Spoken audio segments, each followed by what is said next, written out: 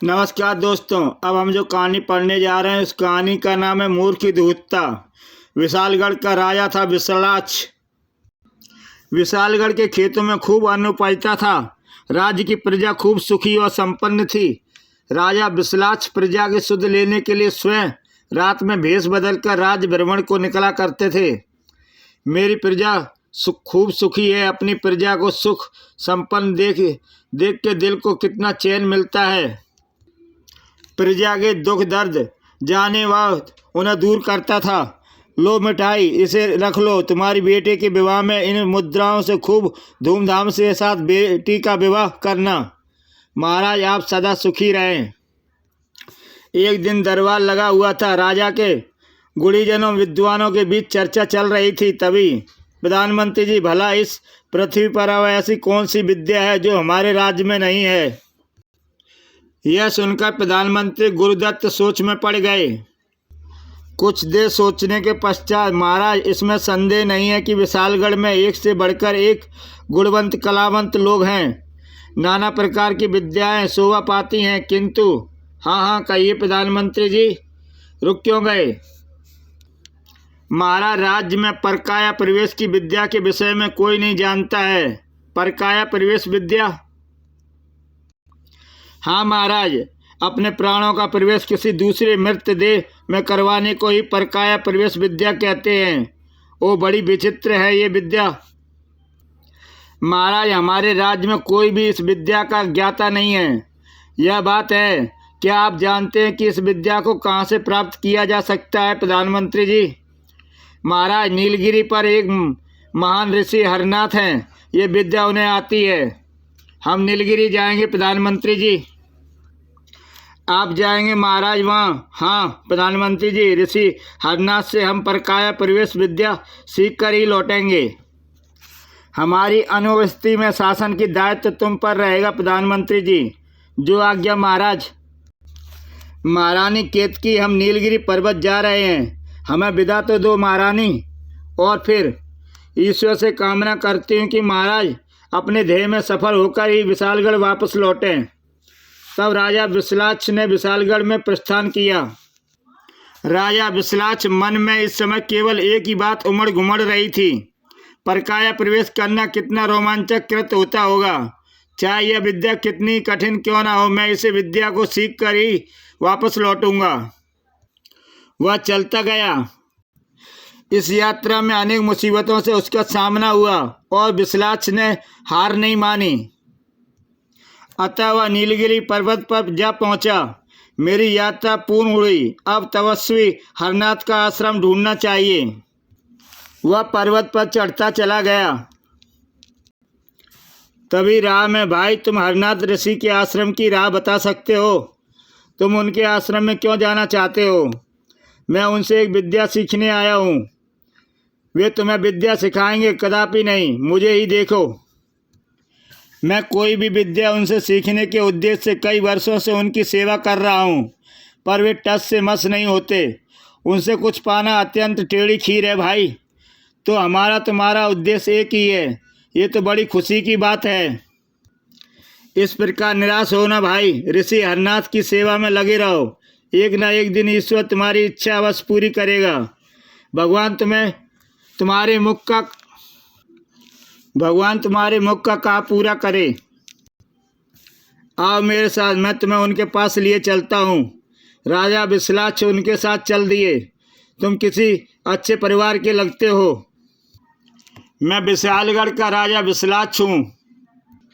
ओह, तो तुम राजा हो? हाँ। अब अपना परिचय नहीं दोगे क्या? गरीब का भला क्या परिचय राजन, फिर भी बताता हूँ। मेरा नाम चंद्रभान है। इस संसार में बिल्कुल अकेला हूँ मैं। ओह, मुझे तुमसे यह सहानुभूति है मित्र चंद्रभान। शीघ्र ही दोनों ऋषि हरनाथ के आश्रम में पहुँच गए। प्रणाम ऋषिवर। आओ राजन, हमारे आश्रम में तुम्हारा स्वागत है। ऋषिवर, मैं आपके आश्रम में रहकर आपकी सेवा करना चाहता हूँ। मुझे इसकी आज्ञा देंगे? क्यों नहीं, हम पहले ही कह चुके हैं कि राजन की इस आश्रम में आपका स्वागत है। ऋषि हरनाथ की स्वीकृति पर राजा विशालाक्ष आश्रम में रहकर ऋषि की सेवा में जुट गए। राजन, मैं जानता हूँ तुम मेरे पास किस उद्देश्य से आए हो। तुम्हारा वह उद्देश्य पूरा होगा, पर अभी नहीं। पहले मैं तुम्हारे धैर्य और सहन शक्ति का परीक्षा लूँगा। यदि तुम उनमें खरे उतरे तो मैं तुम्हें परकाया प्रवेश की विद्या अवश्य सिखाऊंगा। राजा विश्लाक्ष ऋषि हरनाथ के हर आदेश का सहर्ष पालन करने लगे। बेटा विश्लाक्ष, आश्रम के चारों ओर की भूमि समतल बनानी है। जो आज्ञा ऋषिवर। विश्लाक्ष तुरंत आदेश का पालन में जुट गया। खटाक, अब मुझे भी यह हाड़ तोड़ काम करना पड़ेगा। देखिए मानकर चंद्रभान को भी विशालगढ़ के राजा के साथ काम करना पड़ रहा था। 1 माह बाद राजन, तुम्हारी सेवा भाव से मैं अत्यंत प्रसन्न हूँ। तुमने तन मन से मेरी सेवा की है, पर मैं आज अपने मुख से कुछ नहीं मांगा। इससे प्रश्न मैं तुम्हें तुम्हारी इच्छा परकाया विद्या सिखाने को तैयार हूँ। राजा विश्लाक्ष हाथ मार गया और मैं जहाँ का तहाँ रह गया। कितना निर्भागा हूँ मैं। राजा विश्लाक्ष ने तुरंत ऋषि के चरणों की धूल अपने मस्तक पर लगाई। ऋषिवर, अगर आप मुझसे प्रसन्न हैं तो मुझे विद्या सिखा नहीं चाहते तो आपको पहले मेरी एक और इच्छा पूरी करनी होगी। क्या है तुम्हारी इच्छा? ऋषिवर, अगर आप मुझसे प्रसन्न हैं तो विद्या सिखा नहीं चाहते तो आपको सिखाने से पहले मेरी एक इच्छा पूरी करनी होगी। ऋषिवर, मेरे मित्र चंद्रभान ने मुझसे अधिक आपकी सेवा की है, इसलिए अगर आप मुझ पर प्रसन्न हैं और मुझे कुछ सिखाना ही चाहते हैं तो कृपया चंद्रभान को भी सिखा दीजिए। ओ राजन, ये तुमने क्या मांगा? चंद्रभान वैसा नहीं है जैसा तुम समझते हो। वह धूर्त है। मुझसे कोई भी विद्या सीखने पर उसका दुरुपयोग ही करेगा। अब शायद मेरी भी किस्मत खुल जाए। इससे अनर्थ ही होगा। तुमने यह कैसी इच्छा प्रकट कर डाली विश्लाक्ष? ऋषिवर, चंद्रभान अभागा है, उसके प्रति आप ऐसा विचार न रखें और उसे भी अपनी कृपा का पात्र बनाएं। जैसी तुम्हारी इच्छा विश्लाक्ष। वह हमारा बन गया काम। अगले दिन प्रातः ऋषि हरनाथ ने अभिमंत्रित जल से विश्लाक्ष और चंद्रभान को स्नान कराया। तत्पश्चात ज्ञान यज्ञ किया। इस यज्ञ के द्वारा मैं तुम दोनों की परकाया प्रवेश विद्या को सिखाऊंगा। यज्ञ के पश्चात ऋषि हरनाथ ने एक एक करके दोनों के कानों में कुछ मंत्र फूंके। तत्पश्चात अब तुम दोनों परकाया प्रवेश विद्या के गुणी ज्ञाता बन गए हो। जब चाहे जिस चाहे उसी काया में प्रवेश कर सकते हो तुम दोनों। इसके लिए हम आपके सदैव रेडी रहेंगे ऋषिवर। राजन, तुम्हें यहाँ आए बहुत समय बीत गया। तुम्हारी अनुपस्थिति में तुम्हारे राज्य में अवस्था फैल रही है, इसलिए अब तुम्हें अपने राज्य वापस लौट जाना चाहिए। आपकी आज्ञा सिर माथे पर ऋषिवर। मैं चंद्रभान को भी अपने साथ ले जाना चाहता हूँ ऋषिवर। वह किस लिए? चंद्रभान अनाथ है, गरीब है। मैं विशालगढ़ ले जाकर इसे किसी पद पर नियुक्त कर दूंगा ऋषिवर। विचार तो तुम्हारा उत्तम है राजन। यदि यह भलीभूत हो पाया तो। तब ऋषि को प्रणाम कर दोनों वहाँ से चल दिए। राजा विश्लाक्ष, बहुत भोले हो तुम। चंद्रभान के रूप में तुम अपनी तबाही अपने साथ लिए जा रहे हो, पर होनी को कौन टाल सका है? भला होनी होकर ही रहती है।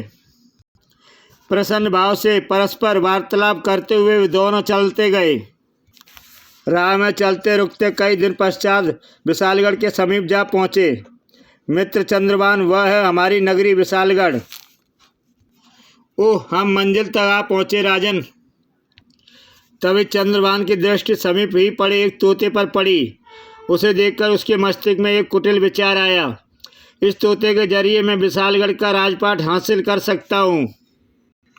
मन में यह विचार आते ही राजन, क्यों ना विशालगढ़ में प्रवेश करने से पहले हमें अपनी विद्या की जांच कर लेनी चाहिए।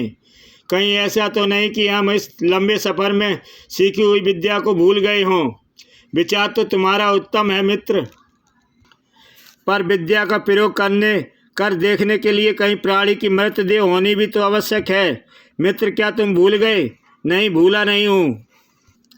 इस मृत तोते को अपने प्रयोगों में ला सकते हैं हम।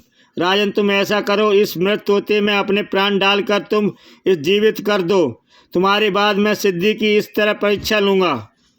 हमें तुम्हारा प्रस्ताव स्वीकार है मित्र चंद्रभान। तब राजा विसलाक्ष ने मंत्र बल पर अपने शरीर से अपने प्राण निकाले और उस मृत तोते के शरीर में अपने प्राण डाल लिए। तोता तुरंत ही उठा। हमारी सीखी विद्या सफल हुई मित्र चंद्रभान। नहीं, अभी विद्या अधूरी है। चंद्रभान ने तोते को हथेली पर उठाया और मजबूत डोरी उसकी चोंच में बांध दी। अब तुम बोल नहीं सकोगे राजा विशालाक्ष। अब तुम्हारी सीखी विद्या पूरी नहीं हुई। ओ चंद्रभान, तूने ये क्या किया? अब धूर्त चंद्रभान ने तत्काल अपने प्राणों का प्रवेश विशालाक्ष की मृतदेह में करवा दिया। ओ, ये क्या कर रहा है यह? अब विशालाक्ष के रूप में जीवित हो चंद्रभान ने अपनी मृतदेह को जला डाला। ओह, इसने तो स्वयं के शरीर को जला डाला। आखिर इसकी मंशा क्या है? जब चंद्रभान का शरीर जलकर राख हो गया, विशालाक्ष, अब तुम आकाश में स्वच्छ होकर विचरे हो। मैं तुम्हारे रूप में अब विशालगढ़ का राजपाट भोगूंगा। यह कहकर चंद्रभान ने तोते को आकाश में उड़ा दिया। तो यह थी इस धूर्त की चाल। ऋषि हरनाथ ने चंद्रभान के विषय में ठीक ही कहा था। काश मैं ऋषि की बात मान लेता तो आज मुझे यह दिन न देखना पड़ता। चंद्रभान ने विशालाक्ष के रूप में विशालगढ़ में प्रवेश किया तो तोता भी आकाश मार्ग से उसका पीछा कर रहा था। चंद्रभान का विशालगढ़ में विशालाक्ष के रूप में खूब स्वागत सत्कार हुआ। महाराज विशालाक्ष की जय हो। महाराज विशालाक्ष अमर रहे। महारानी केतकी ने उसकी आरती उतारी। महल में पहुंचने पर, कैसी हो रानी? महारानी केतकी यह सुन चौंक पड़ी। सदैव महारानी केतकी कहकर पुकारने वाले महाराज ने आज मुझे रानी क्यों कहा? संदेहग्रस्त होकर उसने विशालाक्ष की आंखों में झांका। इन आंखों में मुझे महाराज विशालाक्ष का तेज नहीं, अपितु किसी कपटी की धूर्तता नजर आ रही है। मुझे इसकी परीक्षा लेनी चाहिए। यह सोच महाराज नीलगिरी की पहाड़ियों से आप मेरे लिए पुष्पगंध का पुष्प लेकर आने वाले थे, लाए कि नहीं? ओ रानी, वह तो मैं लाना ही भूल गया। यह सुनते ही निश्चय ही महाराज विशालाक्ष की देह में किसी और का अधिकार है। असल में मैंने तो महाराज से पुष्पगंध का पुष्प मंगवाया ही नहीं था। उसे सोच में पड़ी। देख, क्या बात है रानी, तुम कुछ परेशान सी हो उठी हो। महाराज, अचानक ही सिर में तेज दर्द होने लगा है। ओह, तब तो तुम अपने कक्ष में जाकर आराम करो रानी। हाँ, यही ठीक रहेगा महाराज। केतकी अपने कक्ष में चली गई। आखिर महाराज के शरीर में यह किस धूर्त का आत्मा प्रविष्ट हुई है? काश केतकी मैं तुम्हें बता पाता। इधर दूसरी ओर अब मैं जी भरकर राज सुख का मजा लूटूंगा। कोई मुझे रोकने टोकने वाला नहीं होगा। महाराज ने मदिरा पीनी कब से प्रारंभ कर दी। विशालाक्ष अपना अधिकांश समय भोग विलास में बिताने लगा। यह देख प्रधानमंत्री गुरुदत्त हैरान था। महाराज जब से नीलगिरी पर्वत से लौटे हैं तब से बिल्कुल बदल ही गए हैं। हर समय भोग विलास में ही डूबे रहने लगे हैं। राजकाज की तो सुध ही नहीं है इन्हें। नहीं, अब पहले की तरह दरबार में गुणी लोगों की सभा जुटती है। नहीं, अब दरबार में ज्ञान चर्चा हुआ करती है। महाराज में आखिर ऐसा बदलाव आया क्यों? कभी कभी वह राजा विशालाक्ष को समझने की कोशिश करता। महाराज, रंगमहल को छोड़कर कभी दरबार की भी सुध ले लिया कीजिए। दरबारी कब से आपकी राह तक रहे हैं। राजहित के सभी कार्य कब से बंद पड़े हैं। प्रधानमंत्री जी, हर समय क्या राजहित की कार्य की टल रट लगाए रहते हो? आप हमें परेशान मत कीजिए। जाइए, राजहित के कार्यों को आप देखो और हमें भोग विलास का आनंद लेने दीजिए। राजा विशालाक्ष, अब मैं तुम्हें कैसे समझाऊं कि जिस राह पर तुम चल रहे हो वह राह बर्बादी की ओर जाती है। तोते के शरीर में प्रविष्ट राजा विशालाक्ष की आत्मा यह देखकर अत्यंत दुखी थी। दुष्ट चंद्रभान तो मेरे राज्य को धूल में मिलाकर रहेगा। काश कोई मेरी बंधी चोंच को खोल सके, तब मैं इस धूर्त चंद्रभान का भांडा फोड़ सकूंगा। बंधी चोंच के कारण मैं कुछ खा पी भी तो नहीं सकता। अगर कुछ दिन और भूखा रहा तो निश्चय ही मर जाऊंगा। ऐसा ही हुआ। एक दिन जब भूख से बर्दाश्त नहीं हुई तो वह मूर्छित होकर गिर पड़ा। अरे, तोता नीचे गिर पड़ा। महारानी केतकी लपक कर तोते के पास पहुंची। अरे, इसकी तो चोंच बंधी हुई है। केतकी ने उसकी चोंच खोली तत्पश्चात चोंच खोलकर उसमें पानी डाला। मुंह में पानी पड़ते ही तोते को होश आ गया। ओ, महारानी केतकी ने मेरी चोंच खोल दी। तोते को होश आ गया। कैसी हो महारानी केतकी? अरे, तोता मनुष्य की भाषा ही बोल रहा है। विस्मित न हो महारानी केतकी, मुझे पहचाना नहीं? मैं हूँ तुम्हारा पति बिस्लाच। आप इस रूम में महाराज। उसने तुरंत तोते के चरण स्पर्श किए। महाराज, आप तोते के रूम में कैसे? महारानी, यह एक मित्र के विश्वासघात के कारण हुआ है। तोते ने केतकी को सारी कथा सुनाई। सारी बात जानकर महाराज मैं पहले ही पहचान गई थी कि आपके शरीर में निश्चय किसी धूर्त की आत्मा प्रवेश कर लिया है। महाराज, अब हम कैसे आप अपने शरीर में प्रवेश कर सकते हैं? कैसे उस दुष्ट चंद्रभान को दंडित किया जा सके? कुछ बताइए महाराज। महारानी, मेरे मस्तिष्क में एक योजना आई है। उसको प्रयोग में लाकर हम चंद्रभान को मजा चखा सकते हैं। सुनो। तोता केतकी को योजना समझाने लगा। सारी योजना समझने के पश्चात महाराज अब निश्चिंत उस धूर्त का चंद्रभान की खैर नहीं। योजना अनुसार केतकी ने उसी समय एक छिपकली को मार डाला। तब राजा विश्लाक्ष ने अपने प्राण तोते से निकालकर मृत छिपकली में डाल दिए, जिससे तोता तो मर गया और छिपकली जीवित हो गई। अब केतकी विलाप करने लगी। बहू, हाय मेरा प्यारा सुग्गा, बेचारा खाना खाए बिना ही मर गया। बहू, कोई है जो इसके प्राणों को थोड़ी देर के लिए ही लौटा दे, ताकि मैं इसे अपने हाथों से भोजन कर सकूं। यदि ऐसा न हुआ तो मैं इसके साथ चिता में जल मरूंगी। हाय मेरा प्यारा सुग्गा। चंद्रभान को जब इस बात का पता चला तो वह दौड़ा दौड़ा केतकी के पास पहुंचा। मेरा प्यारा सुग्गा, रानी यह क्या रोना धोना लगा रखा है? दूत, अब तेरी खैर नहीं। छिपकली के भेष में विश्लाक्ष सब कुछ देख रहा था। केतकी ने रोना धोना बंद किया। महाराज, आप तो परकाया प्रवेश विद्या जानते हैं। थोड़ी देर के लिए मेरे इस तोते को जीवन दान दे दीजिए, ताकि मैं इसे खाना खिला सकूं। महाराज, ये कैसी नादानी है रानी? मैं और इस तोते के शरीर में नहीं। महाराज, यदि आपने ऐसा नहीं किया तो मैं आज जल कर जान दे दूंगी। ओह, बड़ी हट्टी हो तुम रानी। इच्छा ठीक है। अच्छा ठीक है, मैं तुम्हारी इच्छा पूरी करता हूँ। तब चंद्रभान ने अपने प्राण विश्लाक्ष की देह में निकाले और तोते में डाल दिए। अब फंस गया तू जाल में बच्चू। छिपकली बने विश्लाक्ष ने छिपकली की देह से अपने प्राण निकाले और तुरंत ही अपनी वास्तविक देह में प्रवेश किया। इधर केतकी ने लपक कर तोते को पकड़ लिया। अरे अरे रानी, ये क्या कर रही हो? इधर विश्लाक्ष जीवित हो उठा था। अरे विश्लाक्ष, जीवित कैसे हो गए? जीवित कैसे हो गया? लाओ रानी, लाओ महारानी, इस दुष्ट को मुझे दे दो। केतकी ने तोता विश्लाक्ष को दे दिया। चंद्रभान, तूने मुझसे बहुत बड़ा विश्वासघात किया था। तू तो आस्तीन का सांप निकला। ओ तो राजा विश्लाक्ष, यह तुम हो। यह तोता वही है जिसमें कभी तुमने मेरे कहने में अपने प्राण डाले थे। हाँ, यह वही तोता है, पर इस समय परिस्थितियाँ बदली हुई हैं। इस समय इस तोते में मेरे नहीं तुम्हारे प्राण हैं।